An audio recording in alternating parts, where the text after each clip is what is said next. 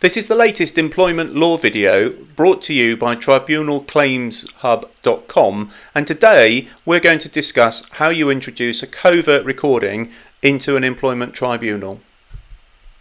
If you've covertly recorded a conversation at work and you wish to introduce it as evidence in the employment tribunal, then you'll need to ask for permission from the tribunal before you can actually do that. An overt recording, where the employer and the employee are aware the meeting is being recorded, is always preferable, but there are circumstances where, as an employee, you may want to covertly record a meeting. There are many reasons why you will want to record the meeting secretly, but it usually hinges on a need to capture evidence. Employers, if they were to secretly record a meeting, need a very, very good reason, and it usually has to hinge on a suspected criminal activity. It's very different for an employee though. You'll need to ask yourself, does your recording actually support your claim? And if so, then you will want to introduce it as evidence. To do this, you will need to seek permission from the employment tribunal to do so. We have a template on our website, tribunalclaimshub.com, for that very purpose.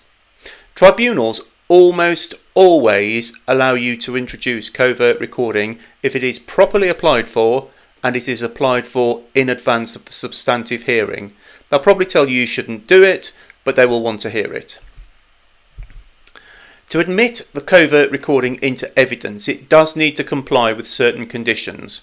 It must not capture private conversations where you were not present, unless, for example, this proves to be the only and incontrovertible evidence that there is in discrimination or unfair dismissal cases, showing, for example, a decision panel's thinking.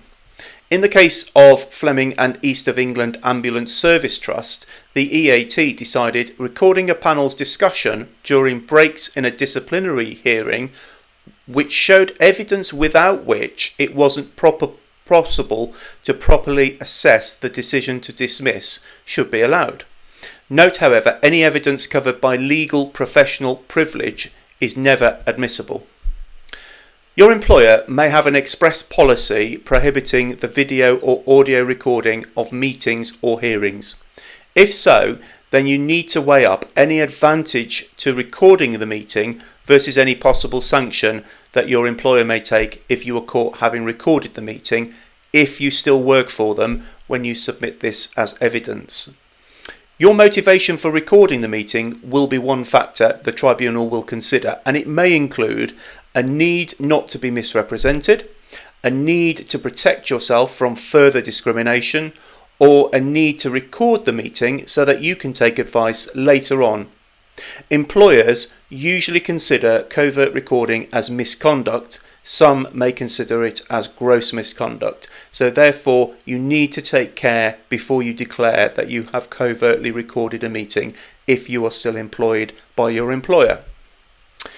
Your employer may say that the covert recording breaches the implied term of trust and confidence, but it may not. In a case called Phoenix House Limited and Stockman, Ms. Stockman's employer had argued that covert recording a meeting was a breach of the implied term of trust and confidence, as it was dishonest conduct. The EAT decided that Ms. Stockman's motivation, which was not to catch her employer out, but to protect her own position, was a key factor in the decision to record the meeting, and the tribunal were entitled to take that into consideration in all the circumstances they considered before admitting her recording into evidence. In Stockman, the EAT also said it's not uncommon now for employees to record a meeting without saying so, and it's not necessarily true that all recordings will be done to catch the employer out. It is appropriate if an employee wants to record a meeting to protect their own position, or perhaps to seek advice later on from a solicitor or a union representative. For those of you who are worried about GDPR and covert recordings, don't. The General Data Protection Regulation, GDPR, under Article 61C of the Retained Regulation, permits the recording of personal data for the compliance with a legal obligation. Bringing a tribunal claim and disclosing evidence or preventing an illegal act such as an act of direct discrimination qualifies for protection, arguably under Article 61C.